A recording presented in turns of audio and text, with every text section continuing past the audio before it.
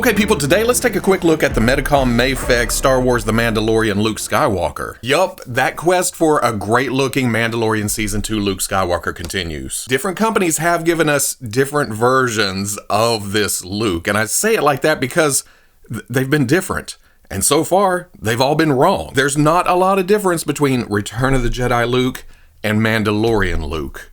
But there are differences, and a lot of these companies just gloss right over that. And looking at MAFEX Luke here through the window, it's still not perfect, but I think it's the closest we've gotten. Looking at that package, it's what we've come to expect from Medicom. There's the creamy white color, there's the logos, there's the graphic, there's the window showing the figure and most of what we get with it. On the side, another pretty promotional shot with logos all over. On the back, the various poses, more logos, the accessories, and then down here's your corporate stuff. There's Disney, there's Medicom, there's 1/6 project. Have we talked about that before? And where'd my scary bear go? On the other side, all that stuff just in a different order. On top, Star Wars The Mandalorian with The Mandalorian, a little window to show some light down through it when it's sitting on the shelf. And then down here is your warnings, choking hazards, small parts. Don't put toys in your mouth. Ages 15 plus, Medicom toy, all those warnings in different languages. Let's get this open. Getting it out of the package, I still feel the same way. This is so dang close, but still a bit off, just a little bit, just was so funny. First off, the Sculpt and Paint is amazing. Well, okay, not a lot of paint from the shoulders down. There is some differences in the sheens of the blacks, so I appreciate that. The belt, the glove, and the boots are shiny. Then you get to the clothes and they're more matte, as they should be. So there's a nice contrast, even though everything's black, except for the lightsaber clip, the rivets, and the belt buckle. For skin tone, we get the left hand, and then that matches up here at the head. And as far as Luke likenesses go, Lukenesses, this isn't bad. The show gave us a little leeway with this version because it wasn't actually Mark Hamill. So it looking off matches what we saw on TV. But at this point, I would still pick this out as Luke in a crowd compared to a lot of other action figures that stray further than this. Not great, but not bad. Plus, compared to the early days of MAFEX, this is artwork. Nice blue eyes peering out from under the eyelashes, the eyebrows, the slight redness. It's not just skin tone splashed on there. There's some gradients to it. That and the hair's like a dirty, dirty, dirty blonde. It's not gold. As long as we don't get into SH figure art shiny, then I'm pretty good with hair colors. But notice I haven't talked about the sculpt of the body yet, because that has been one of my big talking points with every version of Luke we've gotten from other companies. Like SH Figure Arts, this is just essentially Ewok Village Luke from Return of the Jedi. That very, very short time in between Tatooine, where it was just a sash across here, to the Death Star when he took this tunic off. Notice the smoothness of the chest. And the differences on the belt. Very, very similar. In fact, I would say that they were trying to replicate the same belt, but there is a difference in the number of rivets and the setup. And then Hasbro did the Imperial Light Cruiser version, but it's essentially the same thing. It's the Ewok Village Luke. It has the Return of the Jedi gear. So I didn't even buy that. I opted for the Hasbro Star Wars Black Series Grogu Training Luke, or whatever that was called. It's Tatooine Farm Boy Luke in black. So again, same concept, but it's got wraps. This is fairly accurate, but not to Mandalorian Season 2 Luke. Then there's the third-party J&B Toys Interstellar Ranger, and they got closer with the layers up here on top, but then they made the tunic gray. So I'm still secure in saying that the MAFEX version is the most accurate with these layers up here, that prequel Jedi look. I don't think it's supposed to have this much texture to it, but that's just a MAFEX thing. That's an import thing, where they exaggerate that detail for it to stand out in this scale. They got the lower robes right too. Again, that prequel Jedi look where there's the shirt and then there's the tunic parts coming down, hanging down a little bit lower. But I think for it to be totally accurate, it should hang down closer to the knee somewhere. Now, it's kind of obscured a lot in the episode, but there are behind the scenes shots that show what the stunt double or the actor or even Mark Hamill was wearing on the set. So again, maybe I'm being nitpicky because this does look good, but I'm also feeling the urge to customize at this point because how many more of these are any of the companies going to give us? So maybe I will take one of my Star Wars Black Series prequel Jedis with the longer lower robe or lower shirt and do something, because it's essentially painting it black, right? So A good looking figure that also functions really well with there's some engineering going on here that I'm not familiar with. We've got the dumbbell at the top of the neck with the ball down at the bottom. That's pretty standard at this point. And there's also a dumbbell joint in the shoulders. That is mounted inside a cap that is also articulated. So it's not just forward and back a little bit, up and down a little bit. That inside mechanism also drops down, goes up, goes forward a hell of a lot, and then back a little. It's rare we see this much motion more than back. With regular butterflies, it's usually more open back here because you can't see it. Because of all this sculpt work in the torso, they didn't put anything in the abs or the chest. It's all down at the waist. In fact, let's see what's down there. Yeah, dumbbell joint at the waist. Okay, the belt's a separate piece, and then the lower tunic's a separate piece. This allows me to show what's going on at the hips, which threw me off for a couple of minutes. Because when I looked under the tunic, I thought, why the hell are the thighs sticking out this far from the upper leg, the hips? The pegs holding the balls at the hips on are big and chunky. So at first I thought, well, there's no drop down. That's weird, but there is a drop down.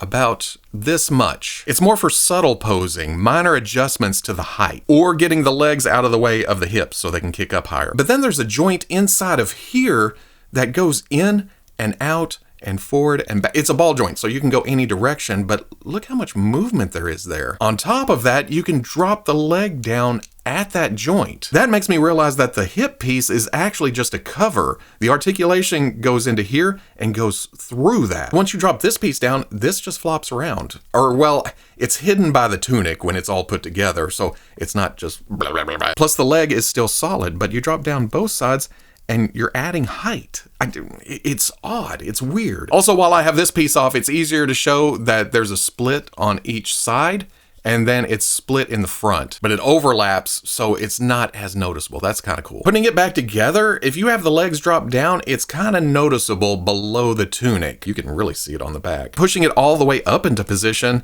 it's right at the line of the robes. I will say, trying to get them standing straight up and down with the drop down hips and the leg extensions, it can be a little bit, it goes this way, gotta push this side, it goes the other way, back and forth. But that's more of a minor inconvenience. That's not a negative at all. Going over the range of all that articulation, again, there is a dumbbell joint at the top of the neck with a ball at the bottom. Looks up about that much, looks down, tilts about that far. Dark Troopers. Where? Again, there's a cap piece that is mounted somewhere at the bottom, or the arm goes in and then down, and this is just a cover for a dumbbell to come out to the shoulder. There's some kind of magic going on in there that allows for some shift up, some shift down, some shift forward, quite a bit shift forward, and then a little bit of back. Can still take the arm all the way up and over. The arm is mounted on the outside of the hinge with a pin going down into it, so there is swivel. Double elbow goes up to about right there. Swivel hinge swivel at the wrist, so you can turn and then hinge, and then take that hinge and put it into different positions, in and out, wherever you want to go. Dumbbell joint at the waist. At first, if you just go crunch, it doesn't go that far. If you shift back and then kick forward, crunch a little bit more. Same thing to the back, and look at this tilt. That is crazy. It's, well, okay, I say tilt. It's more of a rock, isn't it? Swivel. We talked extensively about the hips. There is a drop down joint going out to a ball that kicks forward about that far. These are rubbery, get out of the way. There is back, there is out. Again, there's that crazy ball drop thing, whatever's going on at the thigh that allows for some movement there.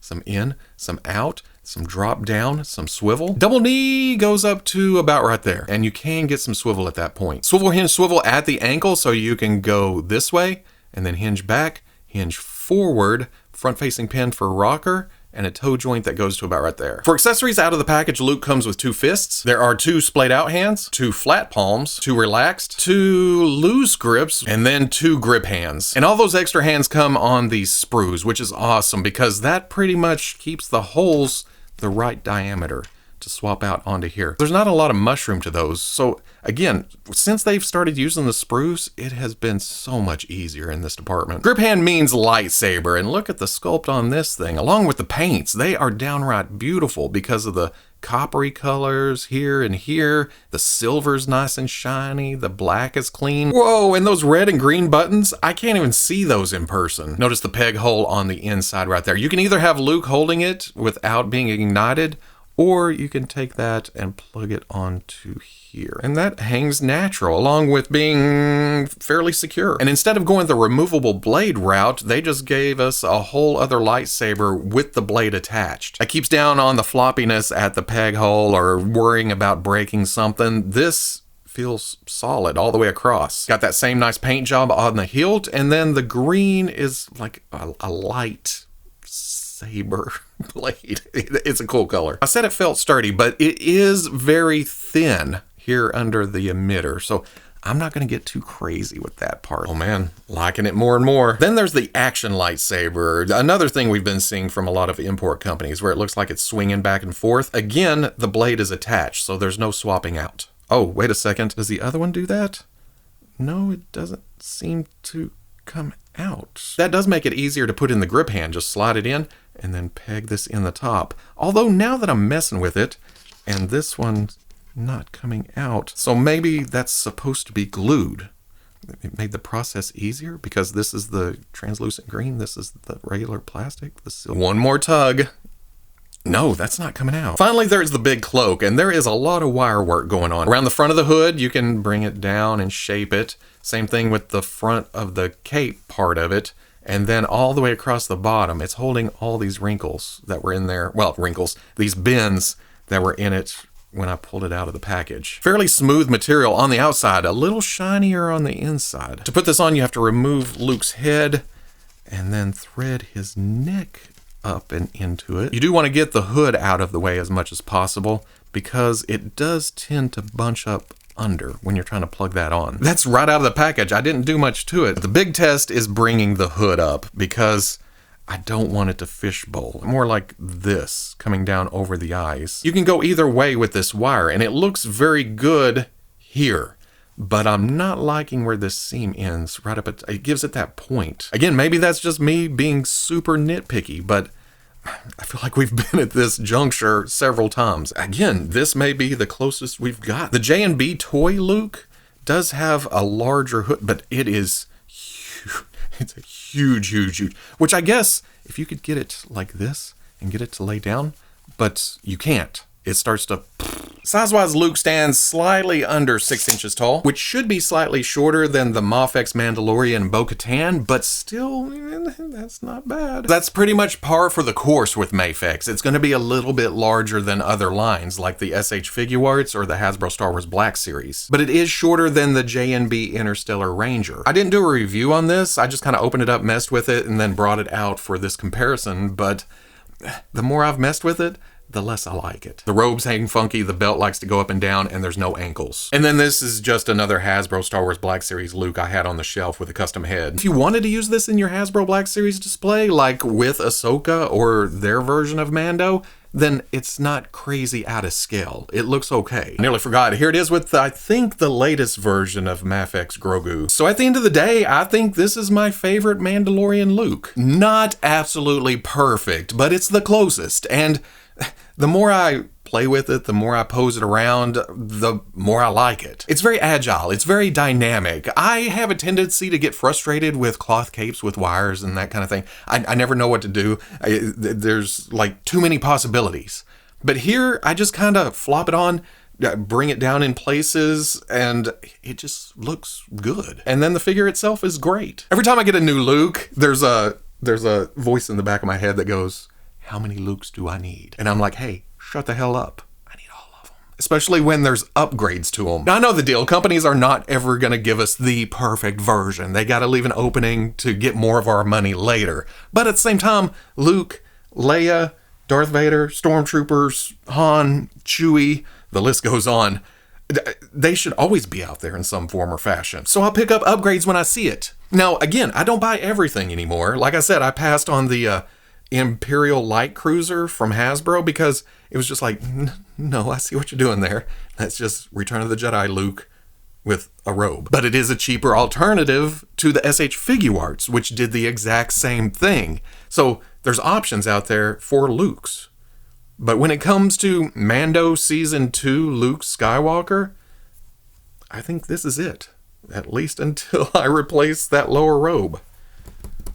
Maybe. I don't know. Even, because a minute ago I was looking at the package And they've got a graphic in the back of that. And it does show it being a little bit longer. So, I don't know. We'll see. I know this is a good looking figure. That's all I got for you.